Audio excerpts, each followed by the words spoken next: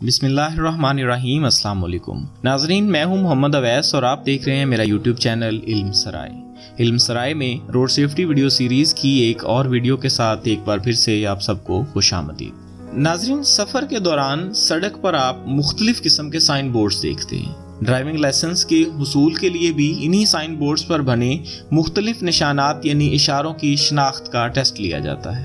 سڑک پر لگے یہ روڈ سائن بورڈز کتنی قسم کے ہوتے ہیں، ان کی اہمیت کیا ہے، یہ کس مقصد کے لیے لگائے گئے اور ان کا آغاز کس ملک سے ہوا، ان کی ابتدا کب پڑی، یہی آج کی ہماری اس ویڈیو کا موضوع ہے۔ تو ناظرین، سڑک پر لگے سائن بورڈز کی تاریخ اتنی ہی پرانی ہے جتنی کہ خود سڑک۔ دنیا میں سب سے قدیمی ایسے سائن بورڈز تھے جو صرف فاصلہ اور سمت بتاتے تھے۔ دنیا قدیم میں سب سے پہلے رومن امپائر نے پوری سلطنت میں سڑک کے اطراف میں پتھر کے کالم کھڑے کیے جو صرف شہر روم کی سمت اور فاصلہ بتاتے تھے۔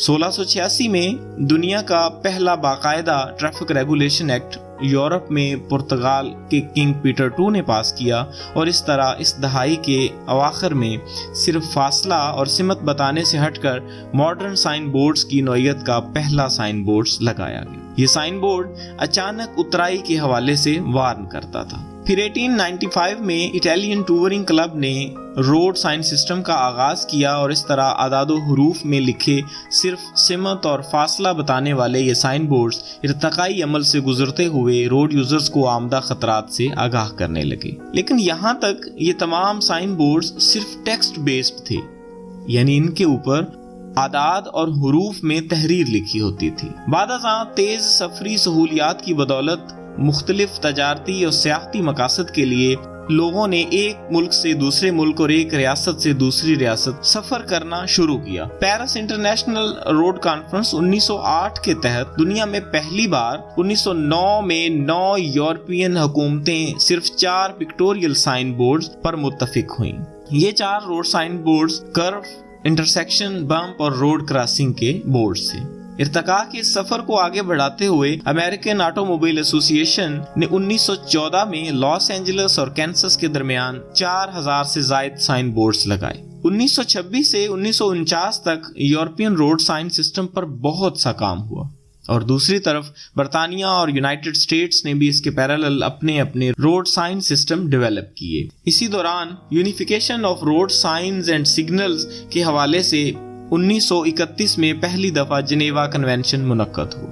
بعد ازاں یونائٹڈ نیشنز کی اکنامک اینڈ سوشل کونسل نے 7 اکتوبر 1968 سے 8 نومبر 1968 تک ویانا، آسٹریا میں روڈ ٹریفک کانفرنس منعقد کی، جسے Vienna convention on road signs and signals بھی کہا جاتا ہے، جو کہ دراصل روڈ سائن سسٹم اور ٹریفک لاز کو انٹرنیشنل سطح پر یونیفارم اور سٹینڈرڈائزڈ کرنے کے لیے ایک ملٹی لیٹرل ٹریٹی سائن کی گئی، اور یہ 6 جون 1978 کو نافذ العمل ہوئی۔ اس کے مطابق روڈ ٹریفک سائنز کی ٹوٹل 8 بڑی اقسام ڈکلیئر کی گئی، جس میں ڈینجر اور وارننگ سائنز تھے، نمبر 2 پریارٹی سائنز تھے، پروہیبٹری یا ریسٹرکٹیو سائنز تھے، mandatory signs, special regulation signs, information facilities اور سروس سائنز، ڈائریکشن اور انڈیکیشن سائنز اور ایڈیشنل پینلز، جو کہ پاکستان میں دراصل 3 بڑی اقسام میں میجرلی کیٹیگرائزڈ کیے جاتے ہیں۔ Number 1 mandatory sign boards, warning sign boards اور انفارمیٹری سائن بورڈز۔ یہ مینڈیٹری سائن بورڈز، وارننگ اور انفارمیٹری سائن بورڈز کا کیا فرق ہے، اور پھر یہ سائن بورڈز جو زمانہ قدیم میں پتھر سے بنائے گئے، یہ کس طرح ارتقائی سفر میں لکڑی، لوہا، سٹیل، ایلومینیم اور پھر ریفلیکٹنگ مٹیریل سے ہوتے ہوئے الیکٹرانک ڈسپلے کی موجودہ شکل میں پہنچے۔ پاکستان میں بھی سمارٹ موٹر ویز پر الیکٹرانک ڈسپلے سائن بورڈز موجود ہیں۔ یہ سمارٹ موٹر ویز کیا ہوتی ہیں، اور پاکستان میں سمارٹ موٹر ویز کے تصور نے کب عملی شکل اختیار کی؟ ITS یعنی انٹیگریٹڈ ٹریفک سسٹم کیا ہے، اور ITMS یعنی انٹیلیجنٹ ٹریفک مینجمنٹ سسٹم کس طرح کام کرتا ہے؟